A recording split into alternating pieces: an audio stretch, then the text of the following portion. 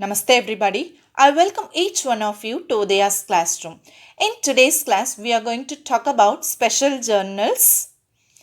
In an organization, when the transaction is taking place, we will be entering into the journal book that is called original entry, and then it will be posted to the ledger. It will be very comfortable or very feasible for the small scale businesses. When the business is growing to the next level, or if the business is large scale business, per day n number of transactions will take place in an organization. So this large scale businesses will have repetitive nature of transactions because lot of credit purchases will take place and credit sales will take place. Many transactions will take place and it will be repetitive in nature. When the transaction is repetitive in nature, it would be a cumbersome work for an accountant to record all these repetitive nature of transactions. So in order to make this as simple, people found subsidiary books. So this subsidiary books also called as day books and special journals. So the special journals also called as subsidiary books and day books. Come, let's discuss in detail about the special journals and how many special journals we have and what are all the features these special journals has got. Let's see. The first special journal that we have is cash book. In this cash book, only cash and bank transactions will be recorded. All the transactions related to cash or bank will be recorded in this cash book separately.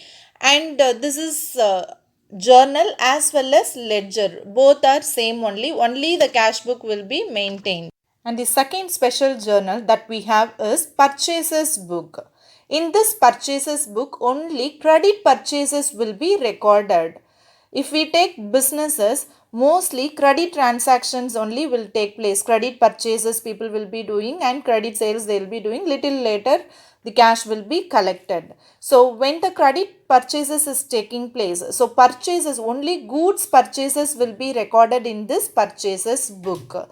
So you have to be very careful. In the purchases book, goods purchases, goods means we will be writing purchases only. So goods purchases alone we will be writing in the purchases book. That too, credit purchases of goods alone we will be writing. Then if we purchase goods by giving cash, means where we will be writing? We will be writing in the cash book itself because it is a cash transaction. So first special journal we have studied, right? Cash book. In that itself we will be writing, and cash transaction we will not be writing in the purchases book. Credit goods purchases we will be writing in this special journal. The third special journal that we have is purchases written book. This purchases written book also called as written outwards. Actually, in an organization, goods purchases will take place, right? So cash purchase also will take place and credit purchase also will take place. Cash purchases means we will be writing in the cash book itself. Credit purchases means we will be writing in the purchases book. So due to some defects or any other damage, if we are returning our goods, purchased goods we are returning, means it is our purchase return.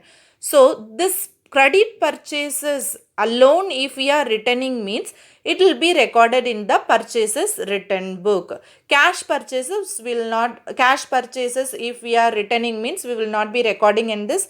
In the cash book itself will be recording. So credit purchase alone if we are returning, means we will be recording in the purchases written book. The fourth special journal is sales book. In the sales book, only credit sales will be recorded. The company will be selling goods, right? So it will be doing credit sales as well as cash sales. Cash sales will be recorded in the cash book and the credit sales alone will be recorded in the sales book. The next special journal that we have is sales written book. The sales written book also called as written inwards book. In this written inwards book, only the credit sales returns will be recorded. So whatever sales, credit sales the company has done, with that any returns has come to the company, it will be recorded in the sales written book.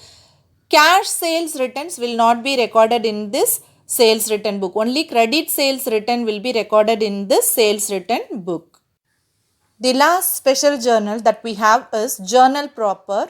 It is also called as journal residual. In this journal proper, the transactions which are not covered in the above special journals will be recorded. Example, office rent paid or any other rent paid, machinery purchased or furniture purchased, building purchased. Those kind of transactions should be recorded in the journal proper. Machinery purchased, furniture purchased on purchases only. Why not we record in the purchases books itself? Because purchases book it's meant only for the goods purchases.